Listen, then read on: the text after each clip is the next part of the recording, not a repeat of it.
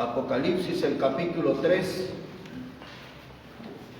Ustedes saben que el capítulo 2 y capítulo 3 de Apocalipsis hay un mensaje que está dirigido a las 7 iglesias del Asia.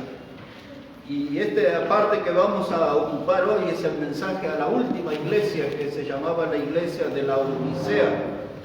Y vamos a estar aquí viendo un poco la vida de esta iglesia bajo el título de los tibios de la Odisea. Ese va a ser nuestro mensaje hoy, los tibios de la Odisea. Y usted ya notará enseguida el porqué.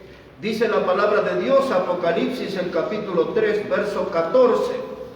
Y escribe al ángel de la iglesia en la Odisea: he aquí el Amén, el testigo fiel y verdadero, el principio de la creación de Dios, dice esto: yo conozco tus obras, que ni eres frío ni caliente.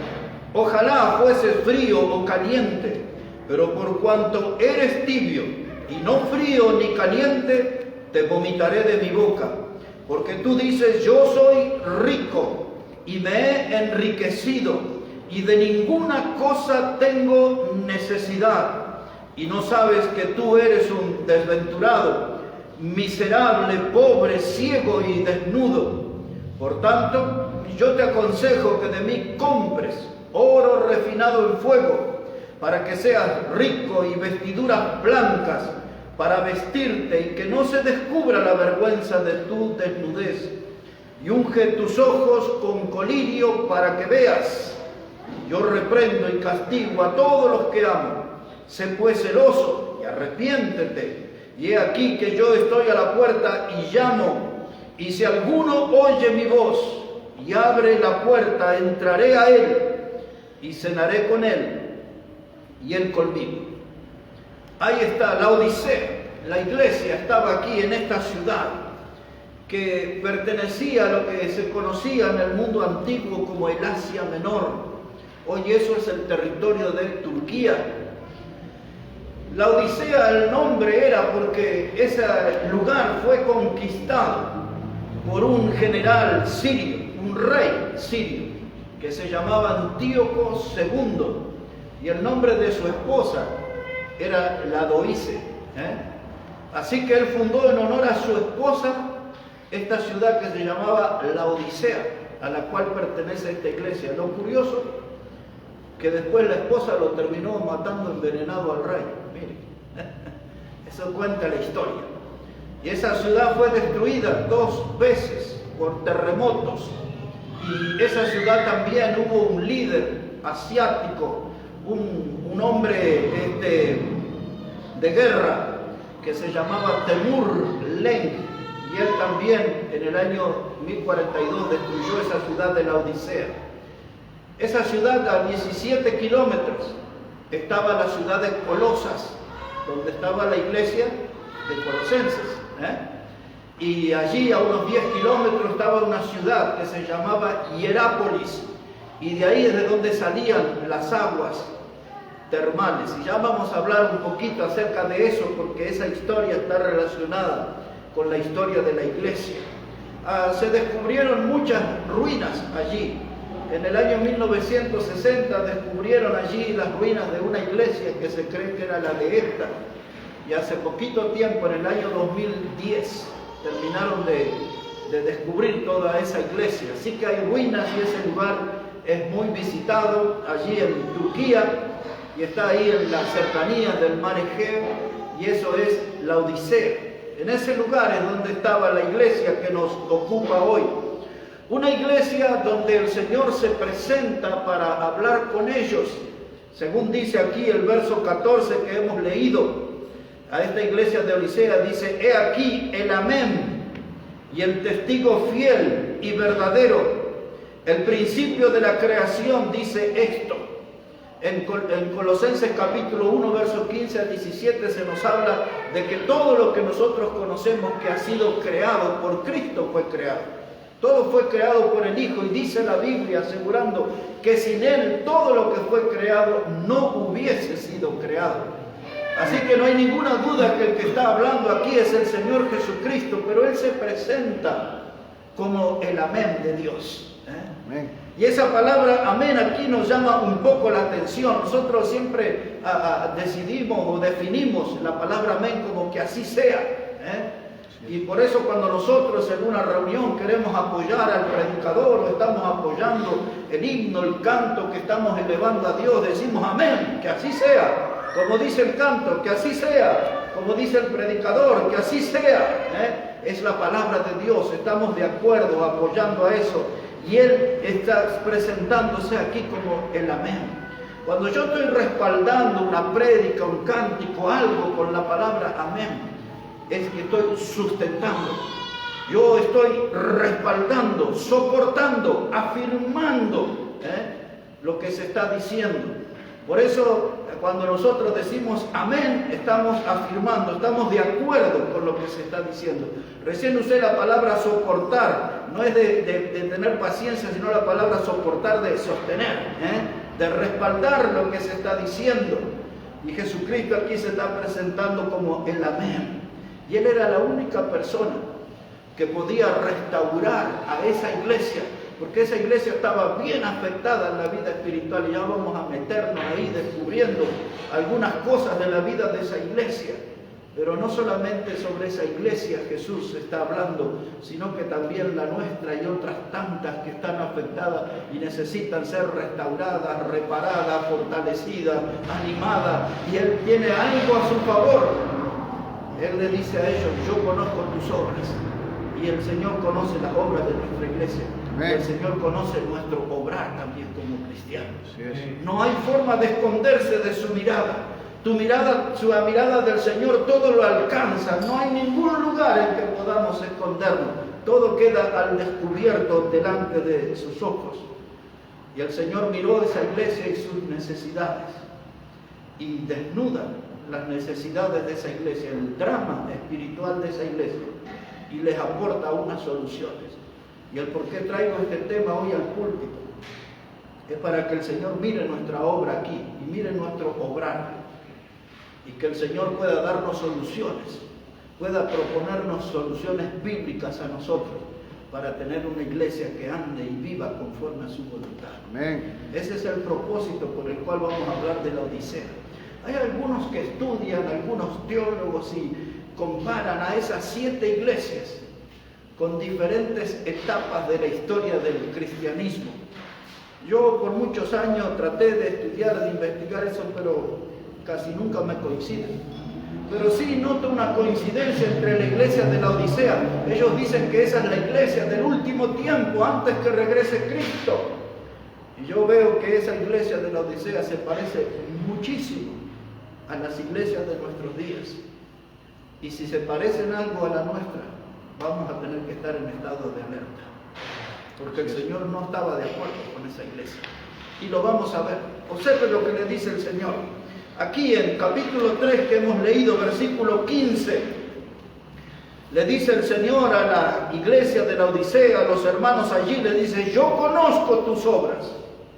No eres ni frío ni caliente. Ojalá fueses frío o caliente. Pero por cuanto eres tibio y no frío ni caliente, te vomitaré de mi boca. Lo primero que hemos dicho, hermanos, es que el Señor conoce absolutamente todos los secretos, todos los escondrijos de la iglesia, toda la mugre que se esconde debajo de la alfombra en algunas congregaciones. Él conoce absolutamente todo. Y el Señor vio que esta gente de la Odisea eran indiferentes. Esa palabra quiere decir que no le importaba tanto servir a Dios, no le importaba tanto que las cosas salieran bien para Dios. Ellos eran indiferentes. Si salían las cosas bien, y si no salían, también estaban ellos. No le daban tanta importancia a la vida de iglesia, a los compromisos en su vida cristiana. Y en eso se parece mucho a la iglesia de nuestros días. El Señor los vio allí negligentes y los vio también perezosos. Y la pereza es un gigante que se ha levantado en nuestra iglesia. Aquí ha venido varias veces el gigante. La pereza es algo que paraliza, es algo que desmotiva, que le roba el aliento a los cristianos. que le saca las energías y la pereza le deja a la gente sin ganas de servir a Dios. Eso le pasó a la iglesia de la Odisea y eso nos pasa a nosotros también muchas veces, de hombres y mujeres que no tienen aliento para servir a Dios. Y eso hace que se meta en una categoría que la Biblia le llama los tibios. Por eso nuestro mensaje de hoy es los tibios de la Odisea. Y la tibieza era algo que quedaba en evidencia. Yo podría definir a la gente de la Odisea como cristianos grises. Usted ve que el gris no es un color blanco, ni tampoco es un color negro. El gris es una mezcla. El gris es como un color indefinido. Usted lo mira y dice, blanco no es, pero tiene algo de blanco. Lo mira con detenimiento y dice, negro no es, pero tiene un matiz de negro. Y así hay muchos cristianos, como se decía antes, no son chicha ni limonada. No se definen, no son muy espirituales y tampoco son muy mundanos. A esa clase de gente que estaban en la Odisea y en nuestras iglesias de hoy, la Biblia le llama los tibios. Los tibios. Esa gente nunca comprende que en la tibieza no hay ningún beneficio. Si a usted le toman la temperatura espiritual y el diagnóstico es que es un cristiano tibio, usted es una persona sin bendición. Usted es una persona que no tiene beneficios de Dios, porque Dios, hermanos, no da bendición a la gente tibia espiritual. La tibieza en este nuevo siglo, en el siglo XXI, es una moda, está por todas las congregaciones.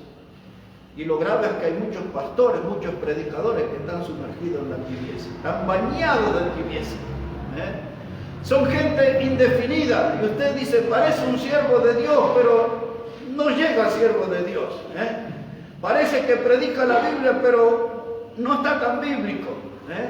Y así, el gris está ganando terreno, la tibieza está ganando terreno en las congregaciones, pero esta gente no entendía, no hay bendición en la tibieza. Ahora, hay una cosa curiosa, muy curiosa. Yo veo en la Biblia que Dios perdonó a algunos asesinos. Pablo era un perseguidor de la iglesia, metía gente en las cárceles, los llevaba a la muerte, maltrataba a hombres y mujeres, dice la Biblia, pero sin embargo Dios lo perdonó. El apóstol Pedro, aún siendo seguidor de Jesús, le negó 3 veces. Jesús le tuvo que hablar en su cara y decir, apártate de mí, Satanás. Se lo dijo a Pedro en su cara. Usted puede ver que el Señor Jesús lo vio a Tomás y Tomás dudó de su resurrección y el Señor Jesús le perdonó y lo utilizó en la obra. Y usted puede ver a David, que cayó en adulterio y fue el autor intelectual de la muerte de Urías Eteo, y sin embargo Dios lo perdonó al punto tal que dijo, David tiene el corazón como yo. Y usted ve todo ese tipo de cosas, pero hay algo que usted ve en la Biblia que Dios nos perdona, y es a los tibios. Es a los tibios. Dios no les gusta a los tibios, no los aprueba a los tibios. Y enseguida vamos a leer aquí que los tibios producen el vómito de Dios. Y eso es un asunto bien grave, feo. Pero dice Dios, pensar que yo perdono a todos estos pecadores, pero los tibios no pueden caminar con Dios. Dios no los traga, para usar una expresión nuestra. Dios no los traga, no los puede digerir a los tibios, les cae el mal, le hace mal a Dios los tibios y los termina vomitando de su boca. Y usted entraba a esa iglesia y rápidamente se daba cuenta, eran tibios. Cuando la gente viene a nuestras reuniones, ¿qué dirá? ¿Somos cristianos fríos? ¿Somos cristianos tibios? ¿O somos cristianos fervorosos? Como debería ser un hijo de Dios. Alguien que fue salvo por Cristo, alguien que tiene sus pecados perdonados, debe tener un corazón ardiendo, un corazón fervoroso por Dios. Pero lo que debe ser no es, porque no se ve mucho en la iglesia. Lo que abunda es ese clima de tibieza. Observe el verso 16, como dice la palabra. Dice ahí, pero por cuanto eres tibio y no frío ni caliente, te vomitaré de mi boca. Y es Dios el que está hablando. Y uno dice, ¿qué estará hablando? ¿De un club nocturno? ¿Estará hablando de un antro de perdición? ¿Estará hablando de alguna agrupación política? No, está hablando de una iglesia y de un grupo de cristianos. Dios le dice: ustedes eran tibios, yo los voy a vomitar de mi boca. Es decir, que no los puedo digerir. Cuando una persona vomita, hermanos, yo creo que todos hemos pasado por esa experiencia traumática. Es porque hay algo que comimos que nos hizo mal, que estaba en estado de descomposición. Hay algo que no estaba bien. Comimos y vomitamos. Y es esto lo que está indicando este pasaje. Hay una clase de cristianos que no están bien delante de Dios, que le hacen mal a Dios, que no van de acuerdo a su santidad. No pueden estar junto con Dios. Y Dios lo tiene que vomitar. El pez, o el gran pez, vomitó a Jonás, porque era un hombre que estaba fuera de la voluntad de Dios. No estaba haciendo las cosas correctamente.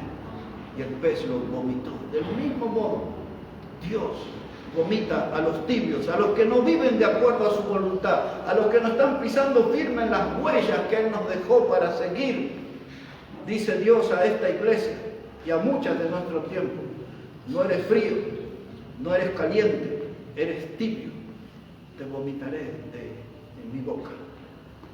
Ahora mire, con este asunto del virus en los aeropuertos le ponen como una especie de pistolita en la frente y le toman la temperatura. En todos los lugares le empiezan a tomar la temperatura. Es más, aquí en nuestras reuniones en un tiempo hablamos de comprar eso, ¿no? Para tomarle la temperatura a la gente.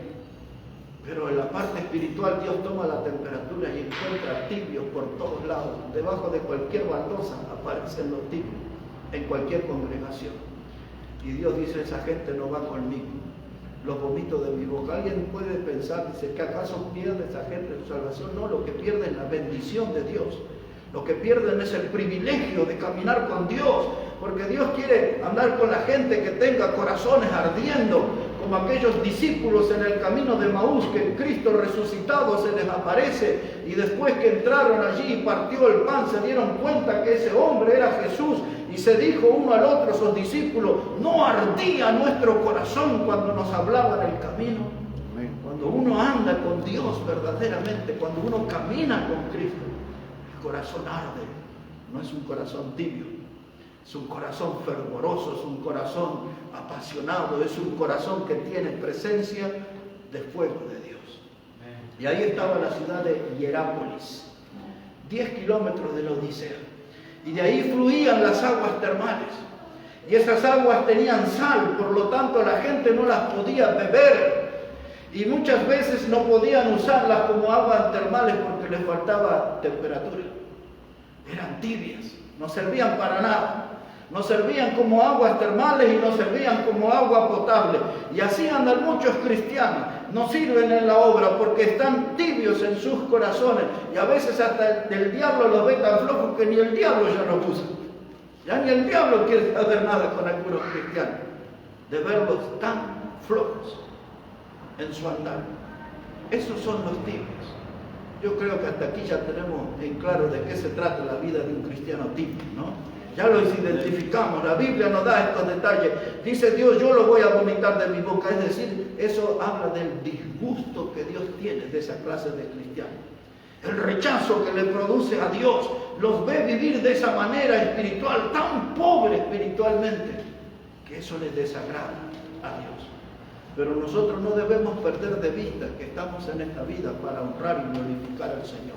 Amén. Y eso desde la tibieza no lo podemos hacer. Necesitamos cambiar la categoría, ser cristianos ardientes, ser cristianos fervorosos. Cuando hablamos de la tibieza, estamos hablando de gente ambigua. Es decir, de que gente que es una cosa y es otra cosa también. Gente ambigua, estamos hablando de personas que son de doble ánimo. De gente que quiere servir a Dios, pero después termina sirviendo al diablo. De gente que hace grandes promesas de seguir al Señor, pero después anda en los caminos del mundo. Gente ambigua, gente de doble ánimo. Mencionábamos a Santiago la semana anterior. Él decía que el hombre de doble ánimo es inconstante en todos sus caminos. Eso es un tibio, es un inconstante en todo lo que hace, es inconstante en la obra de Dios, es inconstante en su vida laboral, es inconstante en su vida familiar, es inconstante en todos sus caminos. Y usted se sorprende y dice, ¿y este quién es? Y hay gente que entra aún al matrimonio y después de años se desconocen. Y dice, pero yo pensé que este hombre era así y así.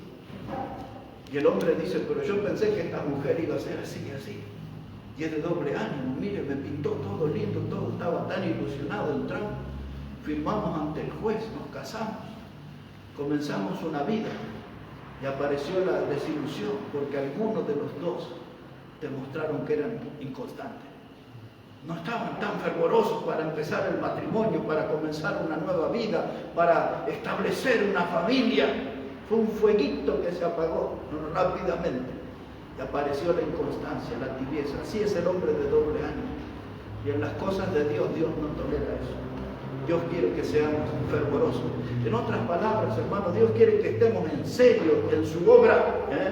Porque esta gente de la Odisea eran gente salva, no eran mundanos, eran gente que habían recibido la salvación en Cristo. Sin embargo, ellos como nosotros estaban conscientes de que estaban yendo camino al cielo, a la gloria eterna, pero estaban mirando Sodoma y Gomorra. Se lo traduzco. Nosotros tenemos a Cristo como el Salvador, tenemos el camino al cielo asegurado, pero estamos poniendo la mirada en las cosas del mundo. Todavía nos seduce el pecado, todavía nos atrae el pecado, todavía no tenemos victoria sobre las tentaciones, cedemos a la tentación, nos dejamos derrotar en la tentación. Estamos camino al cielo, es cierto, pero estamos mirando las cosas del mundo. La moda, la última vestimenta, el último celular, la última computadora, las cosas del mundo. Y eso es lo que nos mete en un clima de tibieza.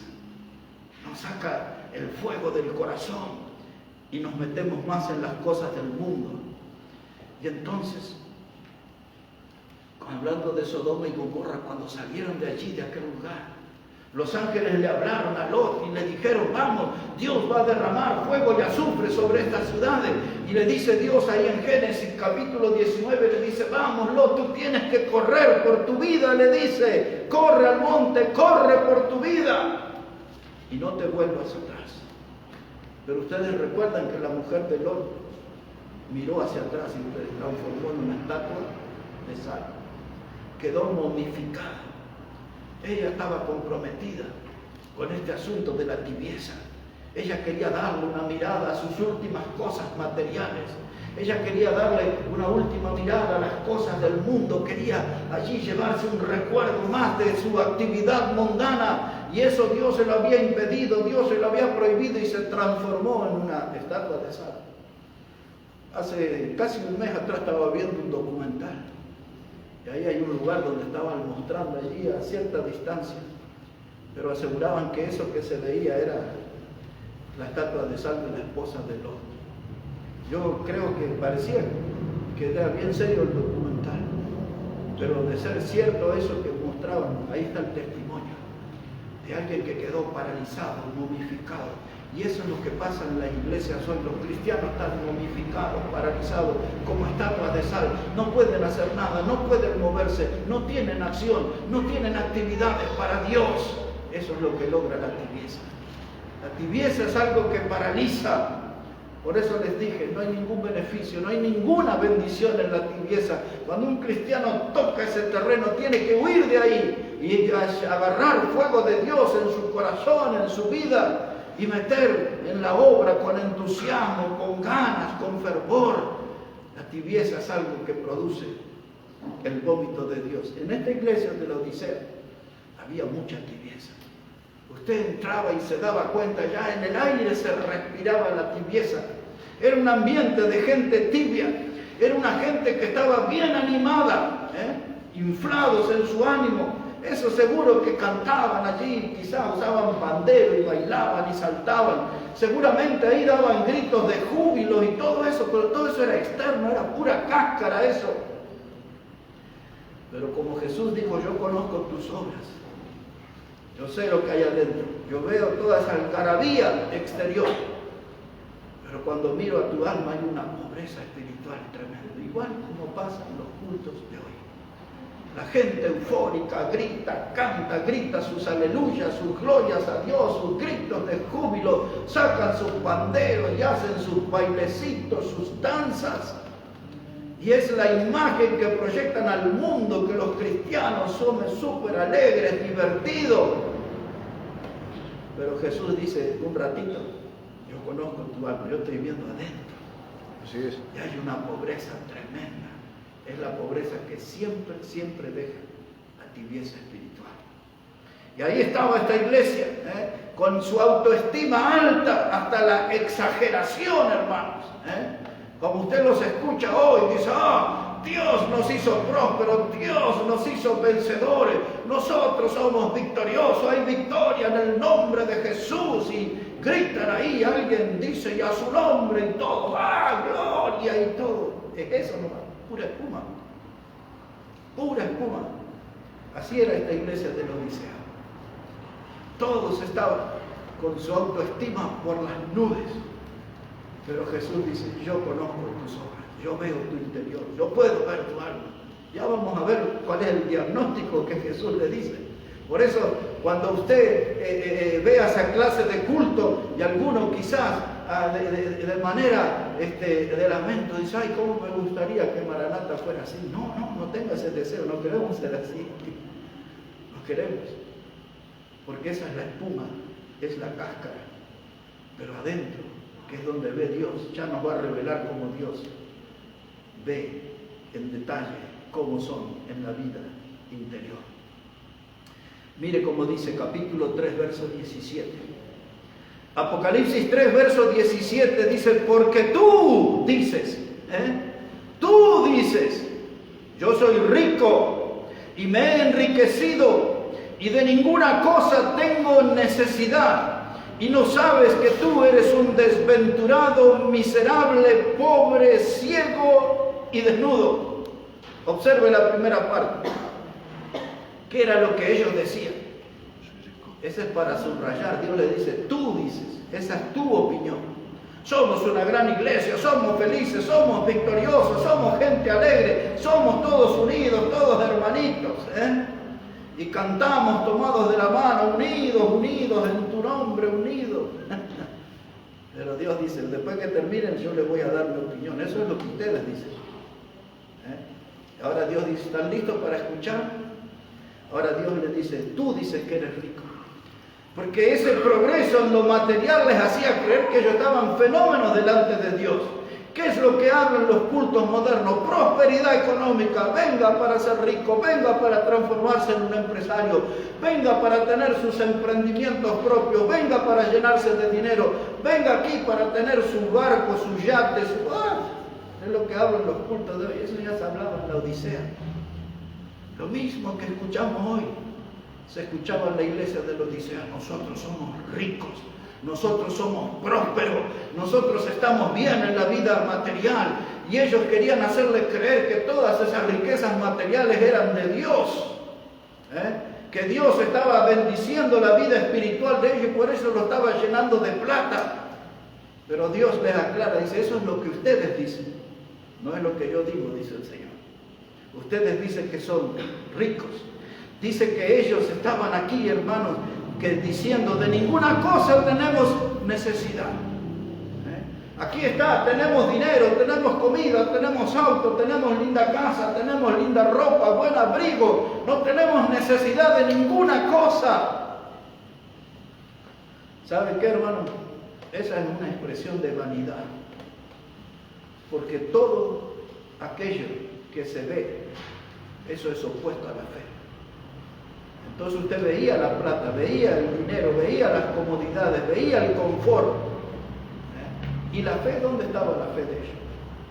Lo material estaba a la vista y ellos se montaban en el caballo de la vanidad y decimos, no tenemos necesidad de ninguna cosa.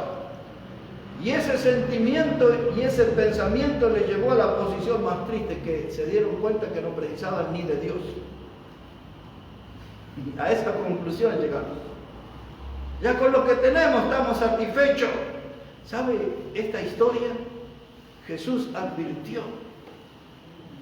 Cuando en el Evangelio de Lucas En el capítulo 12 Jesús contó la historia de un hombre que le había ido bien en sus cosechas. Y ese hombre comenzó a hablar con su alma y le dijo: alma, muchos bienes tienes. Y dice que el hombre agarró y empezó a construir graneros, muchos graneros, porque le había ido muy bien en su vida material y él hablaba con su alma. Y en un momento, en esa conversación con el alma, el hombre le dice así, le dice: alma, come, bebe, regocíjate, porque muchos bienes tienes. Si no conoce la historia, tiene que leer ahí, Lucas 12, verso 14 a 20. Y entonces Jesús dice que ese hombre ese día escuchó una voz del cielo que le dijo: necio. Esa palabra necio quiere decir tonto, hueco, de mente hueca. Dice: esta noche vienen a pedir tu alma. ¿Y de quién va a ser todo? Tus logros. La enseñanza es que todo eso que al hombre le daba seguridad para el porvenir, para el futuro, el hombre no se había dado cuenta que él no era dueño del futuro y que podía tener muchas cosas a nivel material, pero nunca las iba a disfrutar, porque esa noche se iba a morir. Dios es el que maneja y el que pone el punto final a la vida. Amén. Le dice: ¿para qué estás haciendo planes sin mí, necio, si esta noche vienen a pedir tu alma? Era lo mismo que pasaba en la iglesia de la Odisea. Tenían una vista muy corta. Todo eso material que tenían era algo que se podía usar aquí en esta vida, y en la eternidad, ¿qué iban a llevar de eso? ¿O acaso Jesús no fue claro en Mateo 6 cuando dijo: no hagáis tesoros en la tierra donde la polilla y el orín corrompe, hagan tesoros en los cielos? Amén. Que nuestro trabajo, hermano, como hijos de Dios, obtenga logros que duren por toda la eternidad. Si usted obtiene dinero y cambia ahí, se hace de unos dólares, blue o cualquiera de esos que circulan, y tiene ahí una cuenta en el banco, o esas monedas modernas, el Bitcoin, no sé cuántos nombres tienen esas monedas modernas que hay ahora. ¿De qué sirve tener todo eso si eso no corre en el cielo? Así es. Eso no funciona. La Biblia es muy clara cuando dice estas palabras, Pablo a Timoteo: nada hemos traído a esta vida y sin duda nada Amén. Nos llevaremos.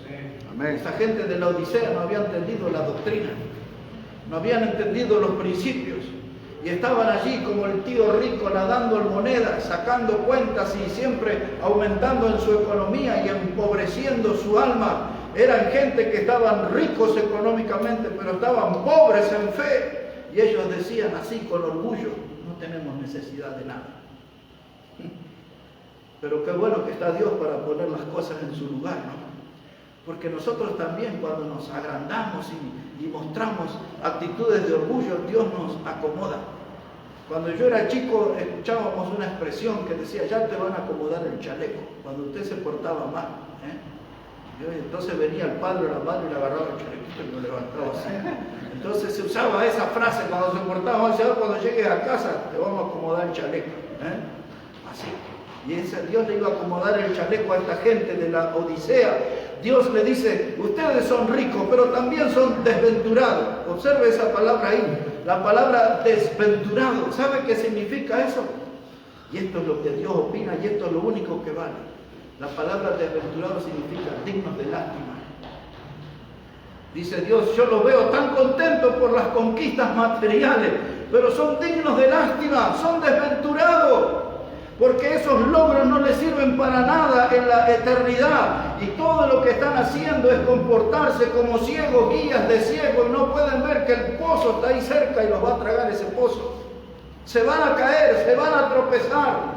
El dinero no es la solución para los conflictos del hombre. El dinero le va a crear nuevos conflictos, le va a crear nuevos problemas. La Biblia dice: raíz de todos los males es el amor, el dinero, el cual amando algunos se extraviaron de la fe. Los de la Odisea. Amén. Ellos fueron los que hicieron eso. Amaron el dinero y se extraviaron de la fe. Y muchos de los que se comportan como adeptos a ese culto de la Odisea son amantes del dinero hoy, pero están pobres en fe. Erraron al camino, están perdidos. Y van a una iglesia, y van a un culto, y el predicador de allá le hace promesas económicas, pero escucha o lee en un diario cristiano que dice que apareció el profeta tal y ese logra milagros económicos más rápido y se van buscando al apóstol tal que los vuelve ricos y así andan extraviados, pierden el rumbo, siguen el dinero. Y hoy hay mucha gente, pero muchísima gente, que ha dejado las iglesias de sendas antiguas y se han ido a los cultos de prosperidad. Dejaron la Biblia a un costado de su vida y van a la búsqueda del dinero. ¿Por qué no leen la Biblia? Si eso ya lo hicieron la gente de la Odisea y Dios los reprobó, los vomitó por esas conductas. ¿Por qué la gente de hoy no aprende de lo que la Biblia dice? ¿Para qué volver a tropezar otra vez en la piedra? Dice ahí, son desventurados. Y ahora mire la opinión de Dios. Dice, son pobres. Pero ¿cómo? Ellos no decían que eran ricos. Pero Dios le dijo, tú dices que eres rico. Pero ahora Dios dice, escuchen mi opinión, ustedes son pobres. ¿Saben lo que quiere decir esa palabra pobres ahí? Ustedes son mendigos espirituales. Son debiluchos, anémicos espiritualmente, raquíticos espiritualmente, son de almas flacas, pobres espiritualmente, dice Dios. Ustedes son gente pobre en su vida espiritual. Ustedes no saben lo que es una buena predicación. Ustedes no saben lo que es un buen mensaje. Ustedes no saben qué es lo que la palabra de Dios lo confronte, lo sacuda, lo agite a uno. Ustedes no han tenido esa experiencia de que la Biblia los hace sentir entre la espada y la pared en un culto. Ustedes nunca estuvieron en un culto bíblico de sendas antiguas. Por eso tienen el alma pobre. Pobre. La billetera está gruesa.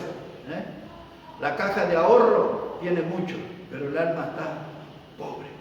Dios le dice a ustedes, los de la Odisea, no solo que son desventurados, no solo que son pobres, ahora les dice también que son ciegos.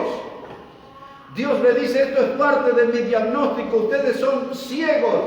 Esa palabra quiere decir que son gente incapaces de darse cuenta en la condición que estaban.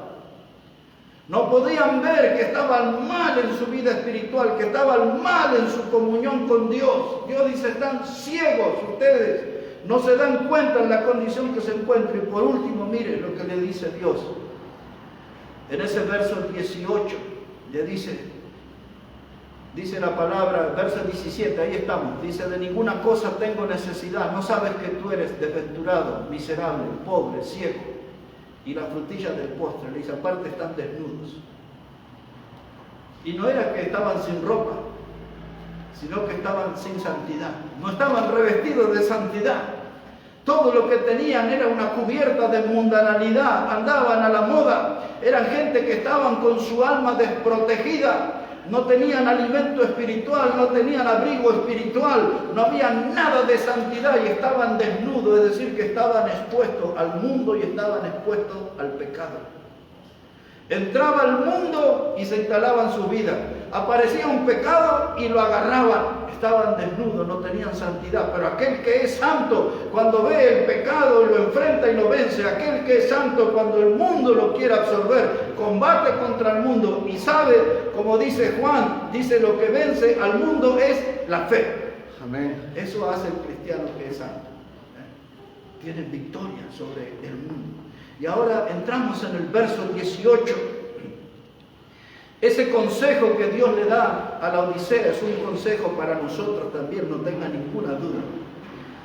Dice Dios, yo te aconsejo que de mí compres oro refinado en fuego, para que seas rico, y vestiduras blancas para vestirte, y que no se descubra la vergüenza de tu desnudez. Y unge tus ojos con colirios para que veas. Lo primero que Dios le dice, yo te aconsejo que compre oro refinado. En la Biblia, el oro muchísimas veces está relacionado con la presencia de Dios o con la gloria de Dios. Pero denme atención lo que le voy a leer de Primera de Pedro, capítulo 1 y versículo 7. Dice la palabra de Dios ahí en Primera de Pedro 1:7, para que sometida a prueba vuestra fe, mucho más preciosa que el oro, el cual, aunque perecedero, se prueba con fuego, Y Dios le dice a esa iglesia y a nosotros, ocúpate, te aconsejo de que compre oro refinado con fuego, porque el oro cuando pasa por el fuego se purifica más y se realza su valor. Y Pedro dice que nuestra fe es más preciosa que el oro refinado en fuego. Así que lo que a esa gente le faltaba claramente era fe. Les faltaba vida espiritual, tenían mucho ánimo, tenían la autoestima por las nubes, había allí mucho grito, mucho gozo aparente. Era gente que tenía mucho bienestar económico, pero estaban pobres en fe, y Dios le dice, ahí está flojo, yo te aconsejo que compres oro refinado por fuego. En otras palabras, tomando los términos de Pedro, a esa iglesia le faltaba fe. Y ahí viene la pregunta, ¿y por casa cómo andamos? ¿Y por casa cómo andamos en cuanto a la fe? La Iglesia Bautista Maranata es una iglesia fuerte en fe. La Iglesia Bautista Maranata es una iglesia con hombres y mujeres con convicciones firmes, inamovibles. Estamos nosotros bien parados en el fundamento. Tenemos nuestra vida espiritual edificada sobre la roca o sobre la arena. ¿Dónde está parada la Iglesia Bautista Maranata? ¿Somos una iglesia diferente a la Odisea? ¿O ahora que estamos escuchando nos parecemos bastante? ¿Dónde estamos? Porque Dios empieza a dar soluciones. Dice, yo te aconsejo. Esto del fuego, dice oro refinado en fuego. Esto me hace pensar en aquellas palabras que Pablo le dijo a Timoteo en la segunda carta, capítulo 1, versículo 6. Le dijo, yo te aconsejo que avives el fuego del don de Dios que está en ti. Que avives el fuego. Le estaba hablando Pablo acerca del ministerio. Ocúpate del ministerio. Si quieres servir a Dios, no lo puede hacer desde un estado de frialdad, de congelamiento. Si quieres servirle a Dios, no lo puede hacer desde un estado de tibieza. Tiene que haber fuego en tu ministerio. Tiene que haber fuego en tu alma. Tiene que haber fuego de Dios en tu fe. Tiene que haber fuego de Dios en tus pies para ir buscando los perdidos. Tiene que haber fuego de Dios en la predicación. Tiene que haber fuego de Dios como señal de que estás vivo. Dice Pablo, yo te aconsejo que avives el fuego del don de Dios que está en ti. El fuego de Dios en la iglesia y el fuego de Dios en la vida de un cristiano es fundamental. Si no hay fuego de Dios, no hay vida. Si no hay fuego de Dios, todo es tibieza y nada más. Si nosotros estamos marcados por la tibieza, calificamos más para ser miembros de la Odisea que de Maranata. Porque la Iglesia Bautista Maranata tiene que ser una iglesia de hombres y mujeres con fuego de Dios. Amén. Para tibios ya están los de la Odisea. Ya están los de la Odisea. Es suficiente con eso. Tantas veces nosotros hablábamos en broma con otros hermanos, un día van a decir en el cielo, cuando sea el tribunal de Cristo, para buscar su recompensa, que pasen los tibios de la Odisea. Porque ese es el apodo que se ganaron en la historia.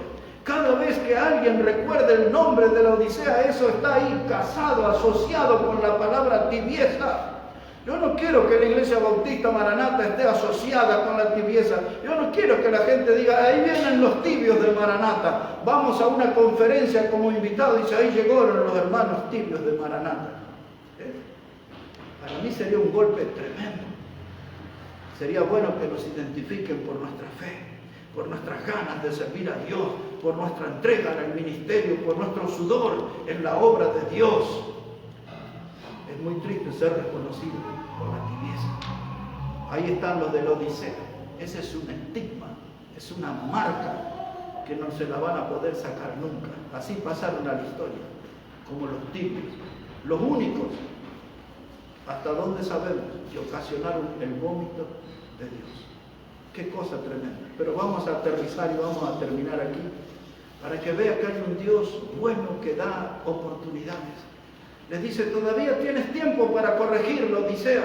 Y los que se parecen a la Odisea también tienen tiempo para corregir. Compre oro refinado por fuego, es decir, fe. Agárrese de la fe. Eso es lo valioso. Eso es lo que realmente es valioso para un cristiano. La fe. La segunda cosa que le dice Dios en este verso 18, le dice, y vestiduras blancas para vestirte. Note que no es una vestidura rosa, delicadita, no es una vestidura verde que algunos la relacionan con la esperanza, no, dice vestidura blanca, porque ese es el distintivo de la pureza. El blanco es el distintivo de la santidad, que te vista como un hombre o una mujer puro, como un hombre o una mujer santa, que esa vestimenta blanca pueda hacer notorio que eres alguien que vive para Dios, que eres alguien que está separado para Dios. Vístete con vestimentas blancas. Esa no era una vestimenta refiriéndose a la tela, sino refiriéndose a la santidad. La Biblia dice que tenemos que ser santos porque Él es santo. La Biblia nos desafía a revestirnos de Cristo. Es la palabra que Pablo usa, que tenemos que revestirnos de Cristo. Dice la Biblia que tenemos que tener la mente de Cristo. Dice la Biblia que tenemos que seguir las pisadas de Jesús. Así es. Dice, vístete de vestimenta blanca. Ese consejo fue bueno para ellos y es buenísimo para nosotros. Amén. Es buenísimo para nosotros ese Amén. consejo. Y mire cómo agrega el Señor algo más. Le dice, unge tus ojos con colirio. Porque esa ciudad de la Odisea había pasado a la historia como un lugar de medicina. Mucha gente, incluso hasta emperadores romanos, fueron a hacerse atender allí a esa ciudad de la Odisea porque eran buenos para el colirio que vendían para los ojos de los viajeros y de los ungüentos que producían para los oídos. Y era muy famosa por eso. Y por eso cuando el Señor le dice, unge tus ojos con colirio, está usando el ejemplo de la medicina, de lo que distinguía a la ciudad. Dice, de eso, ¿para qué? Los ojos con colirio. Todavía hay algunos que usan, ¿no? Y se ponen ahí esas gotitas para ver mejor, para sacar las impurezas de la vista, para ver las cosas realmente como son. Dice, unge tus ojos con colirio para ver que no estás bien en la fe, que no estás bien en la doctrina, que no estás bien parado en las sendas antiguas. Unge tus ojos con colirio para que puedas ver la realidad y corrige, cambia el rumbo, vuélvete a Dios. Y alguien puede decir, el predicador tiene mucho poder de imaginación. No, no es imaginación. Es lo que la Biblia dice, porque mire el otro consejo que le da Dios. Dice verso 19, yo reprendo y castigo a todo lo que amo. Sé pues celoso y arrepiéntete. Ahí está. No es imaginación mía. El ungir los ojos con colirios para ver la realidad. Y cuando yo me miro frente al espejo de mi vida, y digo, estoy fallándole a Dios, estoy tibio en mi vida espiritual, no estoy siendo fiel al Señor, no estoy haciendo la voluntad del Señor, no estoy glorificando al Señor, no estoy caminando correctamente. Y todo eso, hermano, tiene una solución, dice el Señor, arrepiéntete. Eso es una puerta abierta para solucionar el problema. Dios no está ahí como Pilato lavándose las manos y dice, bueno, ustedes se metieron en eso, arréglense. No, Dios le dice, esta es la solución, arrepiéntese. Y ese arrepentimiento quiere decir un cambio de rumbo, no un cambio de mente, un cambio de rumbo. Iba haciendo mal, obrando mal en mi vida cristiana, iba en aquella dirección y ahora voy a cambiar el rumbo y me vuelvo a Dios. Me doy cuenta que ese camino que estoy andando es malo, me doy cuenta que el final es trágico. Y yo no ando buscando una tragedia para mi vida, ando buscando bendición. Dejo ese camino y me vuelvo a Dios. Arrepiéntete. Ahí está, Dios no tiene que abundar en palabras. Un solo término es suficiente para encontrar la solución. Arrepiéntete, corregir el camino, cambiar el camino, volverme a Dios, caminar con Dios. Esto le dijo a la gente de la Odisea. Y esto nos dice el Señor a nosotros. Sé pues celoso y arrepiéntete. Ahora, hermano, para ir terminando, varias cosas les voy a mencionar. En primer lugar, yo quiero que ustedes sepan que Dios nunca nos va a felicitar por ser prósperos económicamente, pero Dios nos va a felicitar por ser fieles a Él. Amén. Usted puede tener todo el dinero en esta vida y Dios no lo va a felicitar nunca por eso. Pero si usted le ha sido fiel a Dios, Él le va a felicitar. Como dice el Evangelio de Mateo, cuando el Señor Jesús enseñó aquella parábola, y en el capítulo 25, verso 33, dice que le dijo al siervo, buen siervo, fiel y útil has sido, entra al gozo de tu Señor. El Señor nos va a felicitar no por nuestra prosperidad económica, sino por nuestra fidelidad. Buen siervo, fiel y útil has sido. Entra al gozo de tu Señor. El Señor se alegra con aquellos hombres y mujeres que caminan en fidelidad a Él, que caminan rectamente delante de su mirada. Hermanos, hay algunos que se conforman nada más que con asistir a la iglesia. Es bueno venir a la iglesia, pero lo que Dios felicita es cuando nosotros damos frutos en la iglesia. Amén. Porque muchos vienen a calentar el banco, pero hay algunos que vienen para dar frutos. A esos son los que Dios le agrada. Esos son los que el ministerio del calientabanco fue un oficio triste que inventó Satanás.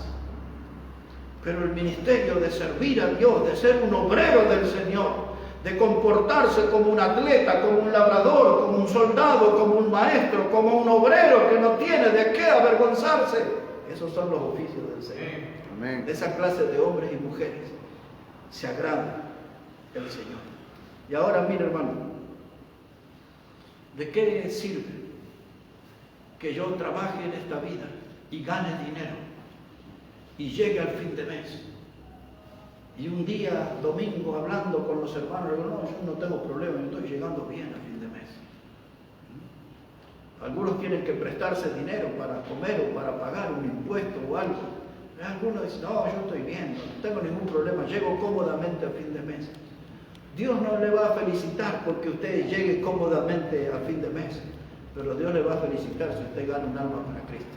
Amén. En eso Dios está de acuerdo. En eso Dios va a estar contento si ganamos un alma para Cristo. Hermanos, hay algo que quisiera decirles también. Viendo esta iglesia de la Odisea, no nos contagiemos de su indiferencia. No nos contagiemos del espíritu de esta congregación. Esta congregación cometió la tontera más grande que se puede imaginar. Y está ahí explicado en el verso 20. Y ahí terminamos. Miren lo que dice. Dice allí el verso 20. Dice, y he aquí, dice Jesús, yo estoy a la puerta y llamo. Si alguno oye mi voz y abre la puerta, entraré a él y cenaré con él y él conmigo. Esta es la figura más dolorosa, hermano. Jesús afuera de la iglesia. Y sabe que en nuestras reuniones también puede suceder eso. Puede ser que el Señor quede afuera. Mire esas clases de culto donde todos están bailando, danzando, gritando y haciendo cosas y uno se pregunta, ¿y dónde está Jesús en ese culto? ¿No dijo Él en su palabra, donde hay 2 o 3 reunidos en mi nombre, yo estoy en medio de ellos? Él está en el culto donde Él es el centro, no donde la gente anda bailando, saltando, corriendo demonios. Él está contento cuando Él es el centro de la reunión. Amén. No está contento en esos cultos que son hechos para el diablo. Hay gente que dice hay que correr al diablo y hay que pisar al diablo y póngalo debajo de los pies y córralo con la escoba a Satanás. Y lo insultan al diablo y maldito diablo y esto y todo, diablo, diablo, diablo, diablo. Pero Jesús está contento cuando Él es el centro de la reunión. Amén. No el diablo. No el diablo. Pero mire cómo lo ha engañado el diablo en todas esas iglesias, ¿no? Así es. Y usted ve los predicadores que le hacen los reportajes a los endemoniados. ¿Y cómo entró ahí? Y está cómodo y el demonio le habla con una voz gruesa y todo. Y habla el pastor ahí con el micrófono, le pasa el micrófono al demonio. Pero Jesús no está contento en esa reunión. Él está contento en la reunión donde Él es el centro. Porque venimos al culto, venimos a la casa de Dios para poner a Jesús en el centro. Si Él no está en el centro, todo es una pérdida de tiempo. Él tiene que estar en el centro. Su palabra tiene que ser el centro. Amén. Su persona tiene que ser el centro. Él es el factor convocante. Él es el que nos convoca. No es el predicador, no es el cantante. Es Jesús quien nos convoca a su casa. Porque Él quiere tener comunión con Él. Esta iglesia había perdido la oportunidad. Él estaba afuera golpeando, Él quería entrar y Él tiene todo el derecho porque nosotros somos la iglesia que Él compró con su sangre. La Biblia dice, ya no somos vuestros, dice, habéis sido comprados por precio y el precio fue su sangre preciosa. Somos su iglesia, somos su cuerpo. Dice la Biblia que cuando Cristo venga, Él vendrá para buscar a la iglesia que compró con su sangre. Amén. Pero Él estaba fuera de su iglesia. Y él dice, si alguien me abre la puerta, entonces yo entraré a él y cenaré con él y él conmigo. Eso se llama comunión. Amén. Comunión. Y cuando yo vengo a la iglesia, yo estoy contento de verlo a todos ustedes. Y espero que se alegren de verme a mí. Pero Amén. estoy contento porque voy a tener comunión con Amén. Jesús. Amén. Porque si tengo buena comunión con el Señor Jesús, voy a tener buena comunión con ustedes también. Amén. Pero es importante, ¿se acuerdan? Aquella escena de Betania, las dos hermanas, María y Marta. Y cuando Jesús vino a esa casa y se sentó, vino María a sus pies allí y Marta andaba haciendo limpieza y quejándose.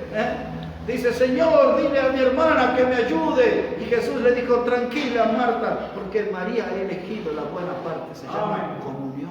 Amén. Ella, María, quiso tener comunión. La casa puede esperar, después la puedo limpiar. Así es.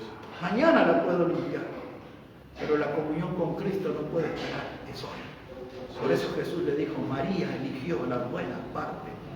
Yo vengo a la iglesia para ganarme esa buena parte. Quiero estar con Jesús. Amén. Quiero estar con el Señor Jesús. Dice, si alguien abre la puerta, yo entraré a él y cenaré con él y él conmigo. Hermanos, esta semana tuve que explicar en una grabación. Increíble, gente que tiene más de 40 años en la fe, y tuve que explicarle con la Biblia cómo la salvación que Dios da es eterna y no es algo que se pierde porque es eterna. Esa es la salvación que Dios da. Y yo estuve explicando eso y la salvación, expliqué ahí que no consiste en lo que nosotros hacemos, sino que consiste en lo que Cristo hizo en la cruz por nosotros. Nosotros no somos salvos por lo que hacemos en la vida, somos salvos por lo que Cristo hizo en la cruz. Y después que expliqué todo eso, yo quiero decirle a ustedes, hermano, ya que nuestra salvación eterna no nos costó nada, ¿por qué no trabajamos por la recompensa? Que dice Jesús en Apocalipsis 22:12, dice, aquí yo vengo pronto y mi galardón conmigo para recompensar. Amén. Ya que no hicimos nada para ser salvos, podemos hacer algo para ser merecedores de esa recompensa. Amén. Que Jesús trae. No quiero yo ser un adepto de la iglesia de la Odisea. No quiero ser calificado como un tibio. Yo quiero ser una persona de corazón ardiente, alguien que sirva al Señor, que camine con el Señor. Alguien que la gente lo pueda identificar como un verdadero hijo de Dios, no como un hombre gris que se parece que es cristiano, pero que los domingos va a la iglesia, pero después no se comporta como un cristiano, así que no sé. No, yo quiero que la gente sepa. Hubo un hombre en la historia, era un hombre que nació en Suiza, era de los compañeros de ministerio del famoso Juan Wesley, uno de los más grandes ganadores de almas de la historia, un metodista. Y este hombre se llamaba Juan, también Juan Fletcher. Y Juan Fletcher fue un hombre que salvó su vida milagrosamente, llegó a los pies del Señor y se levantó como un predicador, se identificó con los metodistas y predicó bajo ese nombre la palabra de Dios y alcanzó mucha gente. Pero entre todas las cosas que hizo ese hombre había algo que me llamó la atención, que dice que los borrachos en su tiempo decían que ellos querían ir a escuchar al predicador Juan Fletcher. Dice, porque ese hombre nos ha demostrado cuánto nos ama a nosotros. Era un hombre que tenía un corazón ardiente, fervoroso. Y así como el Señor Jesucristo vino al mundo para buscar y salvar lo que se había perdido, así como el Señor Jesucristo vino a este mundo no a buscar a los justos, sino a los pecadores al arrepentimiento. Amén. Esos borrachos veían en Juan Fletcher, dice, ese hombre nos ama y ese hombre nos predica la palabra de Dios. Y así la gente dejaba esos malos caminos y nacían de nuevo, creyendo en Jesucristo como el Salvador. Una iglesia con gente así, que ame a los pecadores, que ame a los que están perdidos. Alguien que tenga esa clase de corazón nunca va a ser miembro de la iglesia de la Odisea. Necesitamos tener una iglesia con hombres y mujeres de corazón fervoroso. Bueno, que Dios bendiga su palabra, hermanos, en este día y que bendiga sus vidas. Amén.